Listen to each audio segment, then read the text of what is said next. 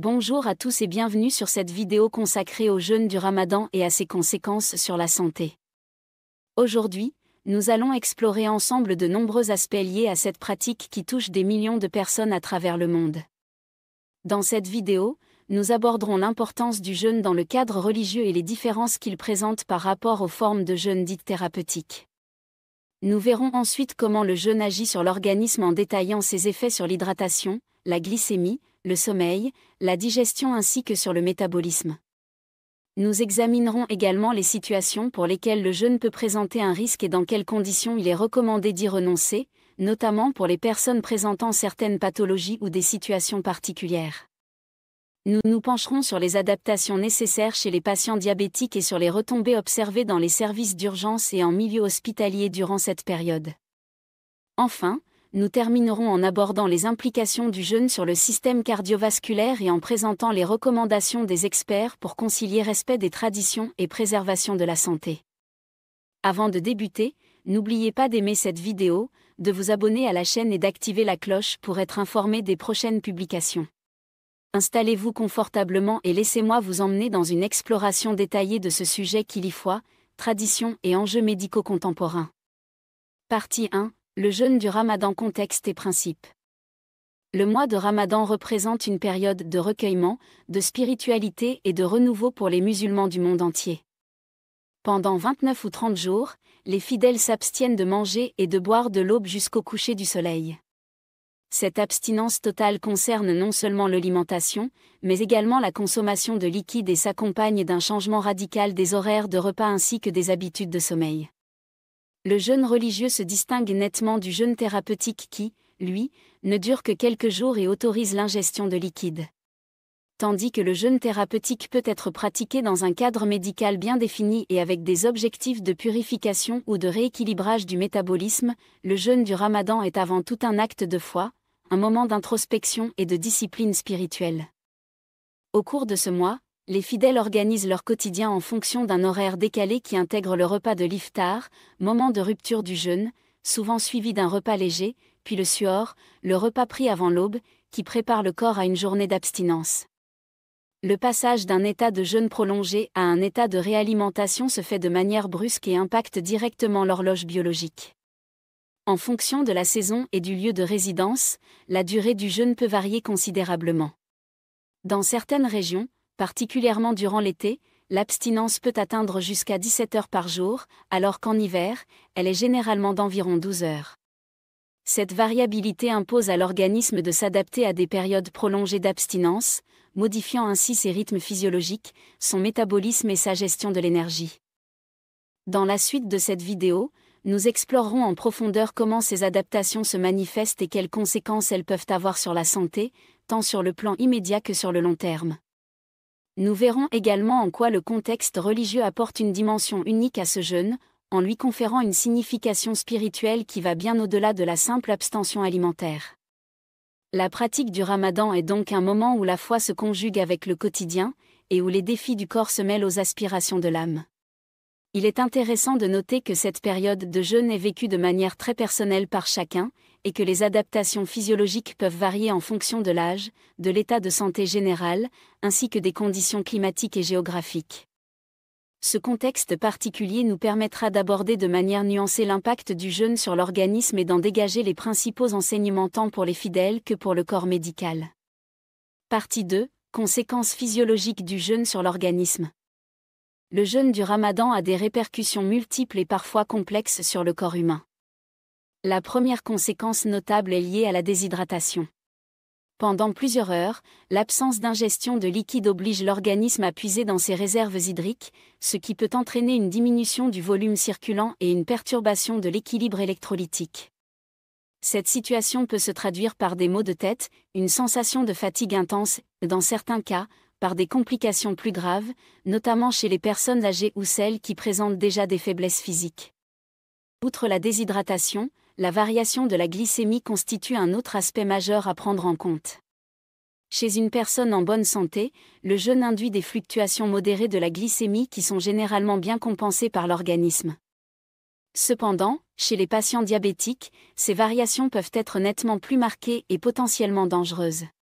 Avant la rupture du jeûne, le risque d'hypoglycémie est accru en raison de l'absence d'un apport régulier en glucose.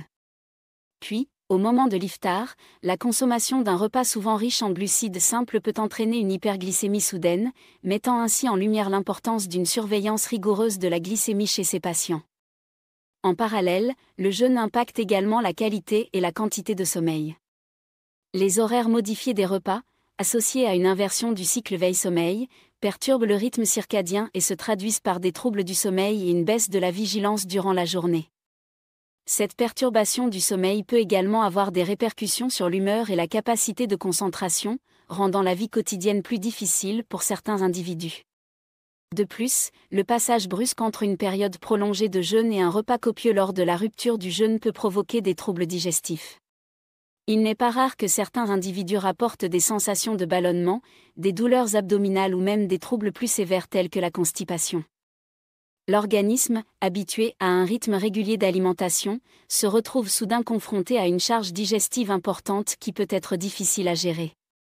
Un autre effet notable du jeûne concerne l'impact sur le métabolisme. L'alternance entre l'état de jeûne et la réintroduction d'aliments dans l'organisme peut entraîner une modification du poids corporel. Certains individus constatent une perte de poids significative après quelques jours de jeûne, tandis que d'autres peuvent au contraire observer une prise de poids, souvent liée à la nature des repas consommés et au manque d'activité physique pendant la journée. Ce phénomène est dû à la manière dont le corps mobilise ses réserves d'énergie en période de jeûne et aux réponses hormonales induites par cette abstinence. Enfin, il faut souligner le stress physiologique global induit par le jeûne. Lorsqu'il est combiné à d'autres facteurs comme des conditions climatiques extrêmes ou un effort physique intense, le jeûne peut accentuer les perturbations hormonales et contribuer à un déséquilibre général dans l'organisme. Ainsi, même si le jeûne du Ramadan est avant tout un moment de recueillement spirituel, il induit une série de modifications physiologiques qui demandent à être comprises et prises en compte, tant par les fidèles que par les professionnels de santé. Cette compréhension approfondie permet de mieux appréhender les risques potentiels et d'envisager des mesures préventives adaptées pour garantir que cette pratique se déroule dans les meilleures conditions possibles. Partie 3. Les contre-indications du jeûne quand ne pas jeûner ? Il est fondamental de comprendre que, malgré sa dimension spirituelle et culturelle indéniable, le jeûne n'est pas sans risque pour certaines catégories d'individus. D'un point de vue religieux, le jeûne est obligatoire pour la majorité des fidèles, mais il existe des exceptions clairement définies. Ainsi, les enfants non pubères, ainsi que les personnes se trouvant dans des situations particulières telles que la maladie, le voyage, la grossesse ou le postpartum, bénéficient d'une dispense. Ces exemptions visent à préserver la santé et à éviter que l'abstinence ne conduise à des complications. Du point de vue médical, il existe également des contre-indications précises au jeûne. Par exemple, les personnes âgées, en particulier celles en situation de fragilité ou souffrant de pathologies chroniques, doivent faire preuve d'une grande prudence. En effet, des conditions telles qu'une déshydratation chronique, une cachexie, des infections sévères, un diabète mal contrôlé, une anémie importante ou une insuffisance rénale ou cardiaque rendent le jeûne potentiellement dangereux. De même, avant une intervention chirurgicale ou lorsqu'un traitement médicamenteux régulier est indispensable, le risque de complications liées à l'abstention prolongée de nourriture et de boissons est trop élevé pour envisager de jeûner. Il est donc impératif que toute personne présentant une pathologie chronique ou se trouvant dans une situation à risque consulte son médecin afin d'évaluer la compatibilité du jeûne avec son état de santé. Le médecin pourra adapter le traitement, modifier la posologie des médicaments et fournir des conseils personnalisés pour prévenir toute complication.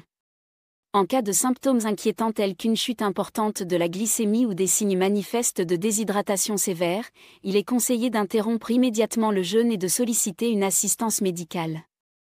Cette approche individualisée permet de concilier le respect des pratiques religieuses avec la nécessité de préserver la santé de chacun. Il ne s'agit pas de renoncer à la pratique du jeûne, mais bien de l'adapter aux conditions physiologiques et aux besoins spécifiques de chaque individu. Ainsi, il est essentiel de mettre en avant l'importance du suivi médical et de l'écoute du corps pour éviter que le jeûne, aussi porteur de sens spirituel soit-il, ne se transforme en facteur de risque pour la santé. Partie 4. Diabète et jeûne, adaptation et précaution. Le jeûne du Ramadan représente un défi particulier pour les patients diabétiques. La gestion de la glycémie pendant cette période demande une attention constante et une adaptation minutieuse des traitements. Chez un individu non diabétique, l'organisme est capable de réguler la glycémie de manière relativement stable pendant les heures d'abstinence. Toutefois, chez les patients atteints de diabète, l'absence d'un apport alimentaire sur une période prolongée peut entraîner des fluctuations importantes et potentiellement dangereuses. Avant l'iftar, le risque d'hypoglycémie est accru en raison d'un apport insuffisant en glucose, alors qu'après le repas de rupture, la glycémie peut s'envoler en raison de la consommation d'aliments riches en glucides simples et en sucre. Une étude de grande ampleur, connue sous le nom d'étude EPIDIA réalisée en 2004 dans 13 pays, a mis en évidence que les épisodes d'hypoglycémie sévère étaient beaucoup plus fréquents durant le ramadan, tant chez les patients atteints de diabète de type 1 que chez ceux présentant un diabète de type 2. Ces résultats démontrent clairement l'importance de l'adaptation thérapeutique pour éviter des complications potentiellement graves. Pour cette raison, il est recommandé que tout patient diabétique consulte son médecin plusieurs semaines avant le début du ramadan afin de réévaluer son traitement et de mettre en place un suivi régulier de la glycémie. Le médecin pourra ainsi ajuster les doses d'insuline ou des médicaments antidiabétiques et conseiller une modification des horaires de prise en fonction des repas. Certains patients bénéficieront d'un schéma thérapeutique adapté, par exemple une prise unique ou double autour du jeûne, afin de limiter le risque d'hypoglycémie durant la journée et de maîtriser l'augmentation de la glycémie après l'iftar. En parallèle, il est essentiel que le patient surveille attentivement l'évolution de sa glycémie en utilisant, si nécessaire, des dispositifs de mesure continue qui facilitent l'ajustement du traitement en temps réel. De nombreux témoignages de patients diabétiques montrent qu'avec une préparation minutieuse et une collaboration étroite avec leur équipe médicale, il est tout à fait possible de jeûner en toute sécurité. Ces retours d'expérience illustrent l'importance de l'éducation thérapeutique et de la sensibilisation aux signes avant-coureurs d'une décompensation glycémique. Par ailleurs, il est fortement conseillé de privilégier une alimentation équilibrée pendant le suhoor et l'iftar, en évitant les excès de sucre et de graisse qui pourraient accentuer les fluctuations de la glycémie. En définitive, le jeûne chez les patients diabétiques demande une approche personnalisée et une adaptation des traitements pour garantir la sécurité et le bien-être de chacun durant cette période particulière. Il s'agit de concilier le respect de la pratique religieuse avec une vigilance accrue afin d'éviter que le jeûne ne devienne source de complications graves pour la santé. Partie 5. Le jeûne, les urgences et le flux hospitalier pendant le ramadan. Le jeûne du ramadan a également des répercussions sur le fonctionnement des services d'urgence et sur l'organisation hospitalière. Plusieurs études ont observé une modification du flux des consultations durant ce mois sacré. Dans certains hôpitaux universitaires, le nombre de consultations semble diminuer pendant le ramadan par rapport aux périodes précédentes et suivant ce mois particulier.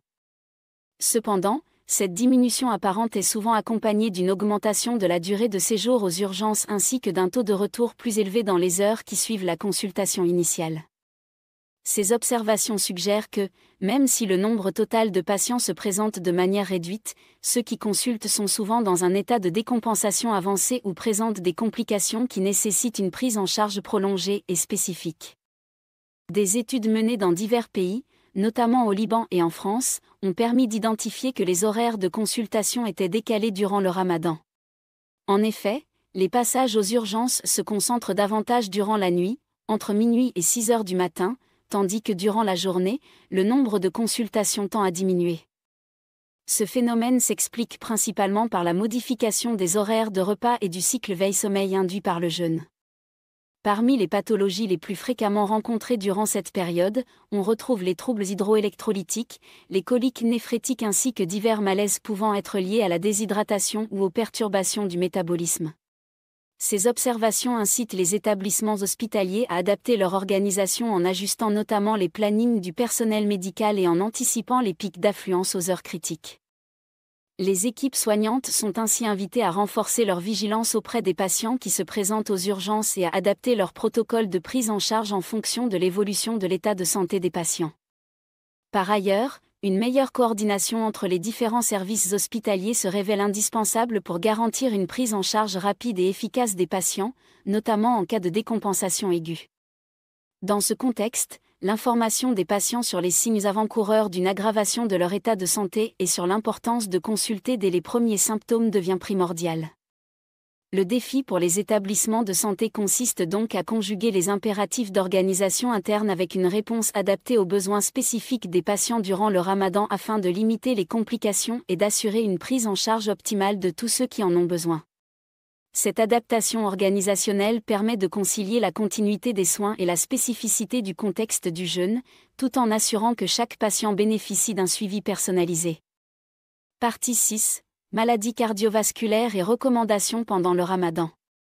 Le volet cardiovasculaire représente un enjeu majeur dans l'analyse des conséquences du jeûne du Ramadan. Les maladies cardiovasculaires, telles que l'hypertension artérielle, les coronaropathies ou encore les troubles du rythme cardiaque, sont particulièrement sensibles aux changements physiologiques induits par l'abstinence prolongée.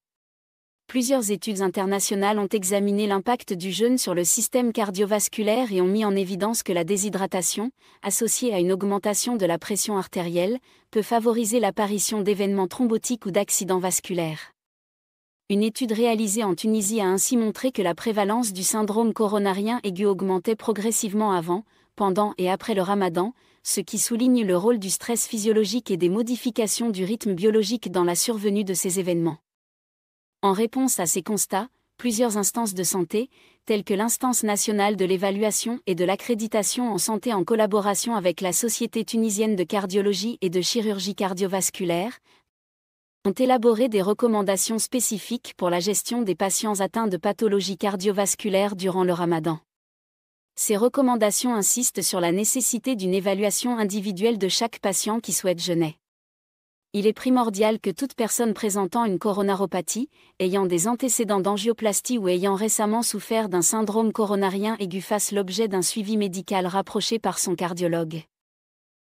Dans certains cas, notamment chez les patients ayant subi une intervention coronaire récente, le jeûne est déconseillé pendant les 3 premiers mois en raison du risque accru de thrombose, notamment au niveau du stent, aggravé par la déshydratation. De même, les patients atteints d'insuffisance rénale chronique associée à une maladie coronarienne doivent faire preuve d'une vigilance particulière. En parallèle des recommandations médicales, des mesures hygiéno-diététiques sont proposées afin de réduire les risques cardiovasculaires durant le Ramadan.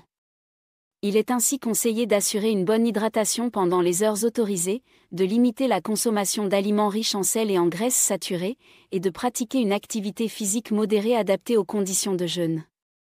Des témoignages de professionnels de santé, dont celui du Dr Monsieur Gaza, illustrent l'importance de ces recommandations.